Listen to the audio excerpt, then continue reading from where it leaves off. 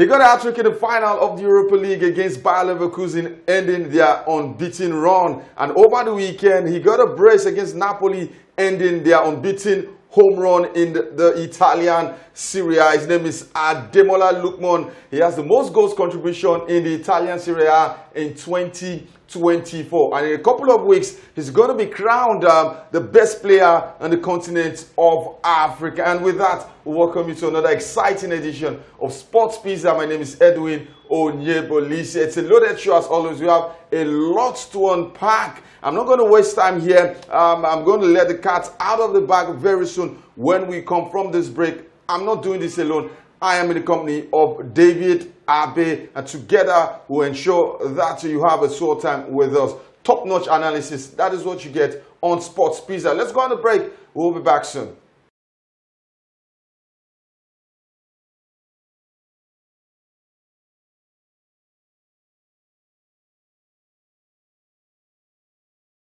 Yes, we're back from the short break. It's still Sports Pizza. My name is Edwin Onyebolise. And of course, I don't know if it's a goodly day for David. Welcome to the show, David. Absolutely not. It's not good. But let me just wax lyrical about Ademola Lookman. I would really want him to win it. I think he's going to win a favorite. I think it will be a good one for him to win it because there's been a lot of talk, the dichotomy of local-based Nigerian players born in Nigeria and players from abroad. We've not had a player from abroad actually contribute anything meaningful to Nigerian football. I think this will be the first time a Nigerian player born abroad will actually bring home the CAF. They have the award. That was David's way of sidestepping Arsenal. We're going to talk about Arsenal much later on the show. But David, let's start from the home front in the NPFL. We had some very interesting games. Kano Pillars had to do it the hard way, coming back from a goal down to defeat Plateau United. A late winner in that encounter. Yeah, absolutely. There are two old war horses, Ahmed Musa and Rabiu Ali. Rabiu Ali keeps going at 44 in the NPFL. I think he's at the end of the season, or when he retires, he needs to have a documentary made about him as he's joining the NPFL. Musa as well. The move to join Kano Pillars, however, it was arranged. I think it's paying off for them, and hopefully another win for them. Good one for them. And for Ikorodu City, they ended Rivers United's unbeaten start to the season. The game ended 2-0. And what was more impressive for me was that they kept a clean sheet. Yeah, absolutely. I think Ikorodu City have found their group. I think they finally found their way playing the NPFL. I think the first few weeks they were trying to acclimatize to the league, but I think now they are beginning to plant their feet solidly and their football is beginning to show. And for Benin Insurance, Monday Dige got a much-needed win. There were stories that he had about a 3-game ultimatum to turn around the poor start to the season. And what a way to start off that ultimatum with a win against Sunshine Stars, away from home. Yeah, absolutely. A good one for them. I think for him, he brought them into the league 3 seasons ago, and they had a very good debut season, returning back to the league. But since then, things have, tailed off. But I think they need to keep getting the results ticking over. And I think when they get, Odige needs to do a good job, get the team playing well. There's been a lot of complaints over the course of the last few seasons about referees. But if he can get his team playing, focus on the football, I think they can do well.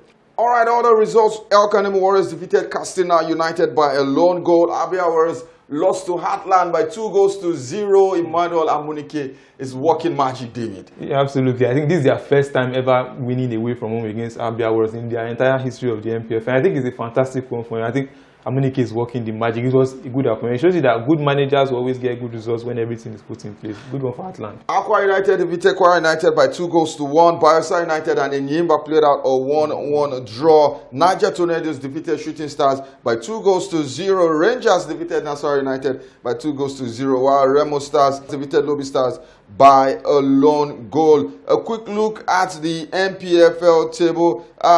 We have a new log leader. Remo Stars are top 21 points from 10 games. Rivers United are second on the log with 21 points, but have an inferior goals difference. Enyimba are third, El Kanemi Warrior are fourth, and they continue their strong start to the season. Rangers are just outside the top 4, 15 points on the log, 1 point behind El Kanemi Warriors. And in the bottom 3, Bayelsa United, Aqua United, and Lobby Stars complete the bottom 3. Ikorodu United, with that win against Rivers United, are out of the relegation zone. So much for NPFL. Before we leave the home scene, David, Let's have the Nigerian players who shone like a million stars over the weekend. Yeah, absolutely. I think Nigerian players in the last 2 years, specifically Nigerian players have been taking the whole of Europe and the world by storm. I'm going to start with Ademola Lookman. I mean, if you are not aware, 2 goals again at the weekend to cut Napoli's lead at the top of the table, and it was an unlikely result at the Stadio Armando Maradona. It was complete destruction, 2 goals and man of the match again. I think at this point in time, CAF award sealed and delivered. We're just waiting for packaging for it. And also, Jos Maja continued. I think he had a bad few weeks in the championship with West Brom. I think they had form tailed of the last 6 games, but I think he got to go 8 goals this season, 9 goal contributions for West Bromwich Albion. It was a draw, but against Luton Town, but a good one for them. He continues his goal scoring form. In England, Olalua, in his full name, I think fantastic one for him. He's one of the most consistent Super Eagles players that we've had over the course of the last few years. Consistently gives you a 7/10, 8/10 performance, and he capped it up with a fantastic goal in Nottingham Forest 3-0 victory. Fantastic one for Nottingham Forest, fantastic one for Online. I think Nigerian players will continue to light up the European stage throughout the course of this season. All right, great one there, David. Nigerian players are doing incredibly well for their respective clubs in Europe, and in the next couple of weeks we'll have them assemble because it is the international break. We have games against Rwanda and Benin Republic at the African Cup of Nations qualifier. Away from that, let's go to the world of Formula One, where we thought it was going to be Lando Norris on the ascendancy, starting from pole position, Max Verstappen from 17th in a wet, treacherous condition. He gave us perhaps the best individual race in 2024. Max Verstappen from 17th to number 1 on the podium. It's safe to say that that race basically wrapped up the 2024 Formula One Drivers' Title Championship. Yeah, absolutely. I think in a timely reminder of the quality that he possesses, was one of the best drivers that Formula One has ever seen. That race was completely dominant performance. He had some issues during the qualifier, during practice sessions. So he got 17th and P17 on the start of the grid, and then he found his way. Kept on fighting and fighting. In the first lap, he had already covered up, got into P10, and then he kept that momentum up and he won the race eventually. For Lando Norris, bad one for them and McLaren. They adopted a strategy at some point in the race that backfired because they tried to change tires, and at a point thinking that the tire advantage will help them. But unfortunately for them, other teams pitted because of the safety car in the red flag in the next lap, and then they overtook him. And unfortunately for them, the Drivers' Championship is completely lost at this point. I think Max Verstappen is going to do enough in the final 3 races to just see it over the line. But Constructor Championship, they will make do with it. I think for me, the surprise of the race, why the race was so chaotic, was we saw Alpine 2 and 3. Sebastian Ocon and Pierre Gasly. Surprising what they jumped from 9th to 6th on the Constructors Championship. But I think a chaotic race in Interlagos. Also, there was a remembrance for Ayrton Senna, one of the greatest drivers on the Formula 1 circuit, who happens to be Brazilian. But it was a good one generally. Max Verstappen going to see it through to the end of the season. McLaren, they will recover and recuperate and see how they can build for next season as well. Fantastic one for F1. Yeah, for Lando Norris, he needs to cut out his poor start on the first lap. You take pole position, but time and again he's found it difficult to convert the pole position to a lead, and once again we saw it unfold, and perhaps that cost him the race. Beyond that, you also had some team strategies, and at some point he was livid with his team. In his post-match conference, probably a dig at Red Bull, where he said it's not about talent. They were lucky, with their strategy. Other times it will favor us, but he kept on saying that it wasn't about talent. Who's not talented? I'm sure it is not Max Verstappen. We'll wrap up this segment of the show with tennis, and Alexander Zverev dominated Hugo Humbert in straight set to win his first Paris Masters 1000 title and his 7th overall Masters 1000 title of his career. Yeah, absolutely. A good one for him. He has earned the tag of being the nearly man in tennis. A lot was expected of him, and he has not delivered as much as was expected.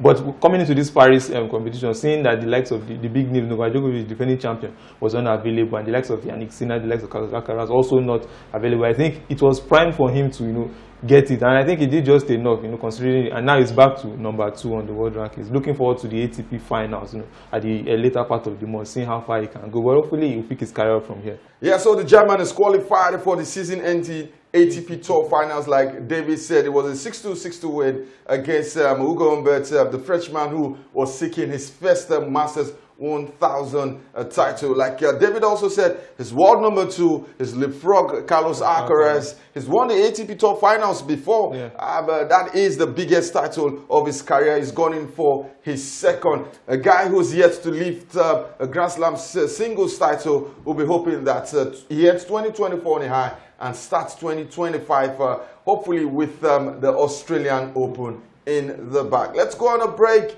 Catch our breath. When we come back, we'll switch in focus back to football, and this time we're going into Old Trafford. Manchester United won, Chelsea won.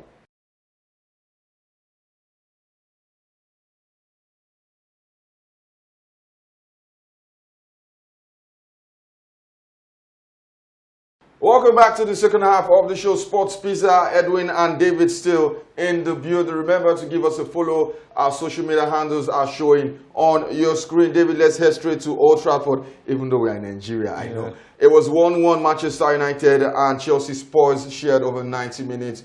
Ruud van Nistelrooy still in the dugout on an interim basis. We know Ruben Amorim is coming in during the international break. But let's focus on the game itself. I felt it was a game that lacked quality, and it further showed how far Manchester United in particular are from the big teams in the league, the Cities, the Liverpools, and maybe the Arsenals.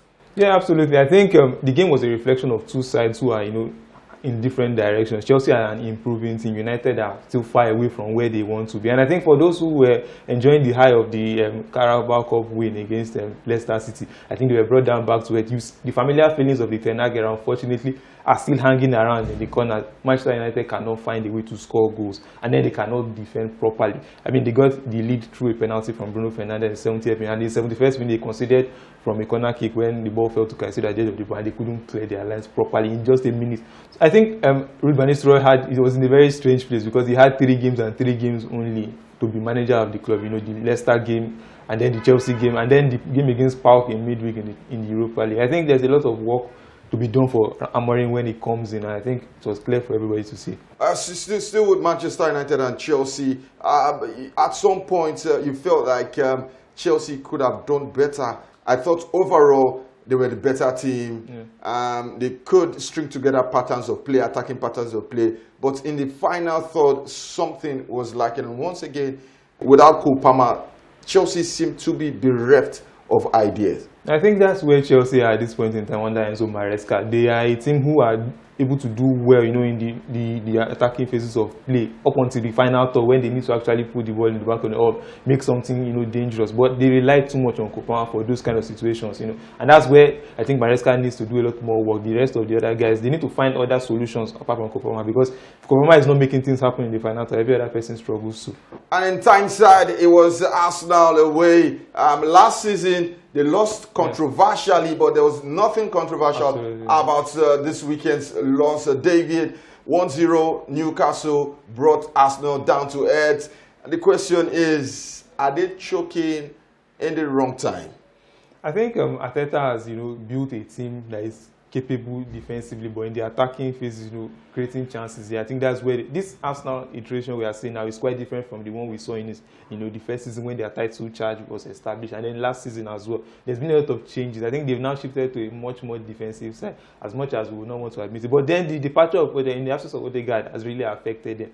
You watch Arsenal and they struggle to make things happen. He's the only one who is able to do something different, have that ingenuity. Is that not an indictment on the coach? Well, I think it might be an indictment of the coach. It might, because he has not found other solutions. But you cannot replace a player. It's just like asking City to replace Kevin De Bruyne. You're not going to get like for like. But I think the coach has to take the blame, not being able to find other solutions. I think what he has tried so far, tried Trossard, tried the likes of Havertz, tried, it has not worked. And I think people keep coming for one area, but you can see that clearly he's probably not ready to step up on the big stage. And I think Arteta has a lot more work to do. It's good you brought City into the mix, because for the first time in the league season, City finally lost. And it was deserved. For those who have seen City since the start of the season, David, personally, I wasn't surprised. I felt like they had this loss coming. They were lucky against Southampton. They were lucky against Arsenal. They were lucky against Wolves. Against Fulham also, they were lucky. But that luck ran out against Bournemouth, who were good value for the win. Yeah, absolutely. And I think for this City team, they are lacking a lot of control that we expected them to have, heading into this season. Kevin De Bruyne is out, then Rodri compounding it. Fine, you may say those two are not enough to, but you can't lose two players of that quality and expect the team to click into it. The guys that are currently in the midfield are not able to live up to the expectation. Matheus Nunes is not the player that is expected. Gundogan is not the same Gundogan of 2 years ago. He's 2 years older and lacking more mobility. And I think for that reason, Foden has not clicked together this season for one reason or the other. Probably the backlash of what happened to him at the Euros is still affecting this season. I think motivation as well, we need to put that into context. We talked about last season, will they be able to do 4 in a row? Will they find the motivation necessary after doing 3 in a row? I think they did last season, but this season I think they've just run out of juice. I think Guardiola as well, I think has run out of juice. You can watch his press conference after the game and he just made it look like, well, time is probably coming to an end. And I think for that reason, City might not be the formidable force they are supposed to be this season. Finally, from England, Liverpool are top of the table, and the conversation among pundits, among fans, is that they are the best team in England. So I'm going to put that question to you, David. Are they the best team in England based off their position on the table, or the best team in England based off the performances we've seen so far? I think for me, they are the best team in England based off of the performances we've seen. The results are there to show. And I think at the beginning of the season when they were winning games, I think there was one blip in it when they conceded first to Nottingham Forest and they could not find a way back.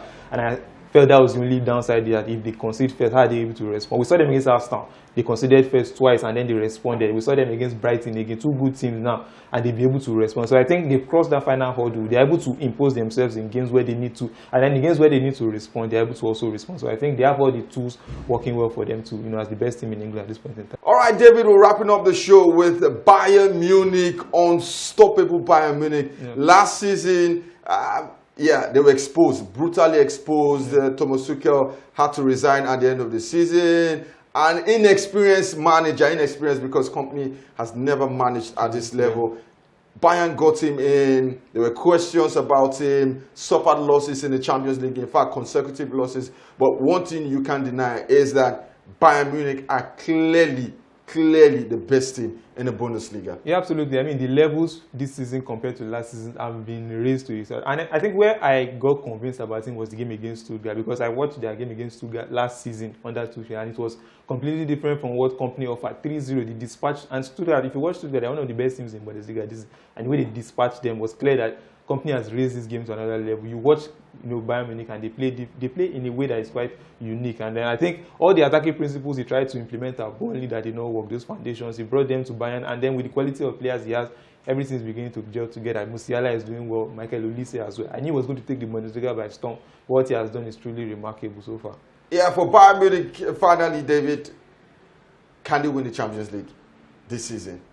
Absolutely not. I think he's going to falter when the push comes to shove. He will do enough to win the Bundesliga, but I think Champions League is a fast stretch for him. All right, the question is still out there. Can Bayern Munich win the Champions League? Not only Bayern Munich, there were questions about Barcelona before Hansi Flick. Right now, they're sitting pretty much top in the Spanish La Liga. The conversation has gone from can they compete to who can stop them. It's been a fascinating start to the European Football League season, not just in Europe, also in the NPFL, where it is a congested top 4. And this is where we drop curtains on today's show. I'm sure you had so much fun with us. Hey, they say time flies when you are having fun. We'll leave you with our video for the week. Do ensure to follow us on our social media platforms. The handles are showing on your screens. David, it's been a pleasure having you on the show. Yeah, cheers, Edwin. Thank you for having me as always. From David, is goodbye. And for me, Edwin Onyebolis, keep watching, keep supporting, keep liking Sports Pizza until you come your way same time next week. Do have a sporting week.